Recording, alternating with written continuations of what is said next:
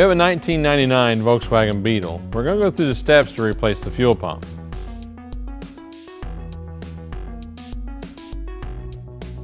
We'll start by bleeding the pressure off the system using our pressure relief valve on our gauge.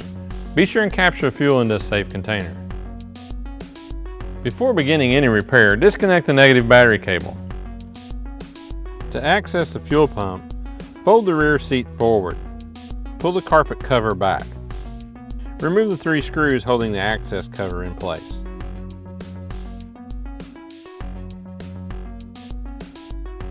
Remove the electrical connector and clean as much debris from the outside of the tank as possible. Disconnect the fuel lines. Keep in mind you're working in an enclosed environment.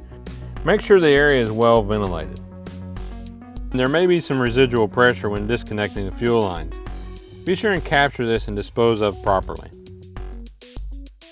You'll be required to use a spanner wrench to remove the locking ring. These are available at the local parts store. We'll remove the locking ring by turning it counterclockwise. Inspect the tank locking ring, making sure it's not damaged in any way that would hinder its reuse. Note the location of the alignment arrow before removing the pump.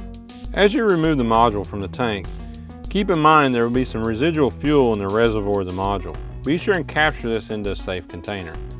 Remove and inspect the tank seal from the old module assembly, making sure it's not damaged in any way.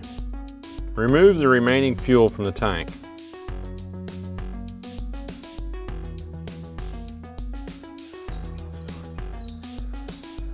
Using a clean, lint-free rag, we'll wipe the inside of the tank as clean as possible. Keep in mind you're working within an enclosed environment. Be sure and clean up any spills as quickly as possible.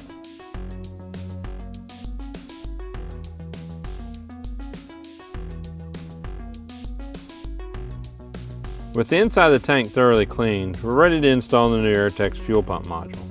Remove the protective cover from the float and partially install the tank seal onto the module assembly. Applying a light silicone lube to the bottom of the module will ease in installation. Partially lower the module into place and install the tank seal into the tank. As you fully seat the module assembly into place, make sure that the alignment arrow is properly positioned. Using the spanner wrench, tighten the lock ring clockwise. Reinstall the fuel lines and electrical connector.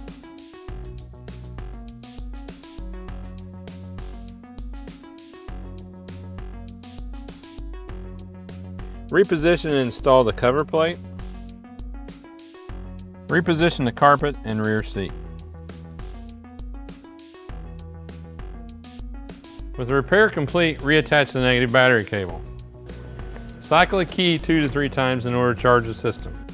Start the vehicle and monitor fuel pressure, making sure it's within vehicle specifications.